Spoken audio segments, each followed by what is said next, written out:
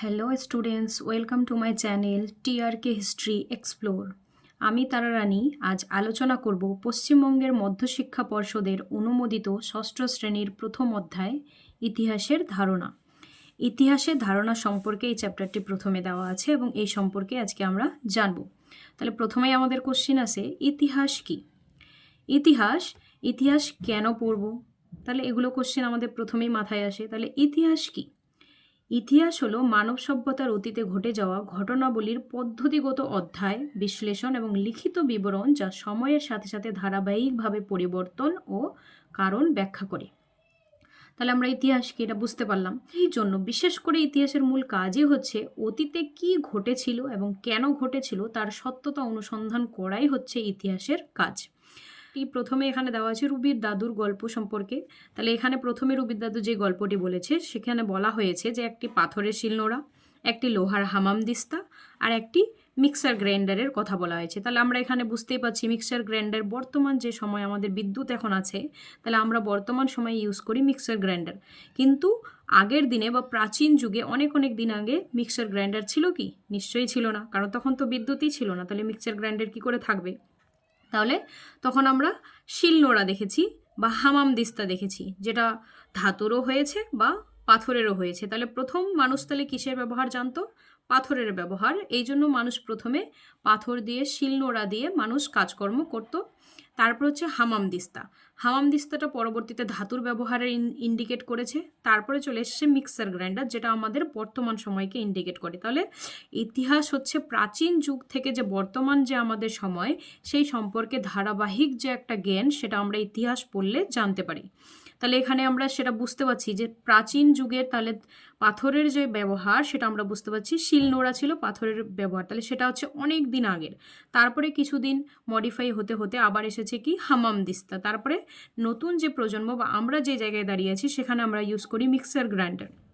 তা বলে যে শিলনোড়া হারিয়ে গেছে এরকম কোনো কথা নেই, সেগুলোও আছে, কিন্তু সেগুলোর ব্যবহার অনেকটাই প্রচলন কমে গেছে। তারপরে আমরা জানবো কবে, কেন, কিভাবে, কোথায়। ইতিহাস পড়তে গেলে প্রথমেই কোশ্চেন আছে কবে, মানে যে ঘটনাটি ঘটেছিল সেটি কবে এবং কেন ঘটেছিল, কিভাবে ঘটেছিল এবং সেই জায়গাটি কোথায় ছিল। মানে এই সব কোশ্চেনগুলোর মধ্য দিয়ে আমরা ইতিহাসের প্রত্যেকটি প্রশ্নের উত্তর পেয়ে থাকি, তাই এখানে বলা হয়েছে।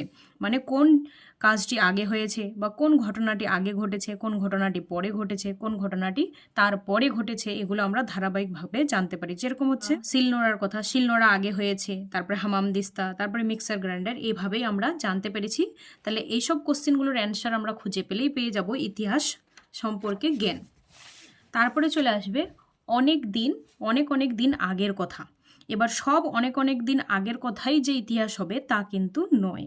সব কিছুই ইতিহাস হওয়ার কোনো কারণ নেই। কারণ আমরা যদি কোনো আজগুবি গল্প বা কোনো হচ্ছে কল্পনার গল্প বা রূপকথার গল্প, সেগুলো কিন্তু ইতিহাস নয়, সেগুলো গল্পই। এবার ইতিহাস হচ্ছে সেগুলো যেগুলো অথেন্টিক প্রমাণ আছে, সোর্স আছে, সেগুলোকে আমরা ইতিহাস বলবো। তারপরে ইতিহাস হচ্ছে মানুষের কথা, গরু, ছাগল, ভেড়া এগুলোর কোনো কথা নয়, কারণ এগুলো সম্পর্কে কেউ সেরকম জানতেও চায় না, তাই সেগুলোর কোনো ইতিহাস হয় না।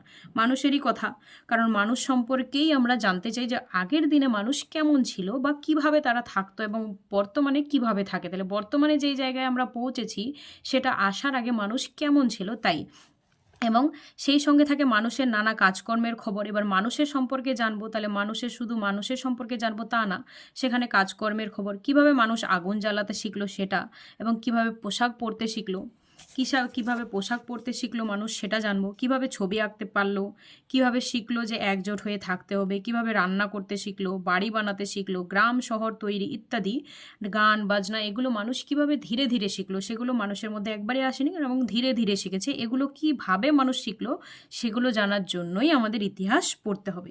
এখানে একটি গুরুত্বপূর্ণ জায়গা আছে, যেরকম হচ্ছে নদীমাতৃক সভ্যতা। নদীমাতৃক সভ্যতা বা নদীমাতৃক সভ্যতা কাকে বলে? আগের যুগে মানুষ বা প্রাচীনকালে মানুষ নদীর কাছে বসবাস করত, কেননা নদীর জল তাদের কাছে অনেকটা গুরুত্বপূর্ণ ছিল। নিত্য প্রয়োজনীয় মানুষের জলের প্রয়োজন হয় এবং তখনকার দিনে তো টিউবওয়েল বা অন্য কিছু ছিল না, এই জন্য মানুষ নদীর পাশেই বসবাস করতে থাকে। এবং নদীর পাশ দিয়ে যাতায়াতের সুবিধা হয়, তাদের নিত্য প্রয়োজনীয় জলের ব্যবহারের সুবিধা হয়। এই জন্য তারা নদীকে মায়ের সঙ্গে তুলনা করে। সেই কবে থেকেই মানুষ নদীর ধারে থাকতে শুরু করেছিল, নদীকে ঘিরেই তাদের রোজগার বেশিরভাগ কাজ চলতো। পুরনো দিনের অনেক সভ্যতা নদীর উপর নির্ভর করেই তৈরি হয়েছিল। সেই সব সভ্যতার কাছে নদী ছিল মায়ের মতো, তাই সেগুলিকে নদীমাতৃক সভ্যতা বলা হয়। এবং মাতৃক মানে মায়ের মতো।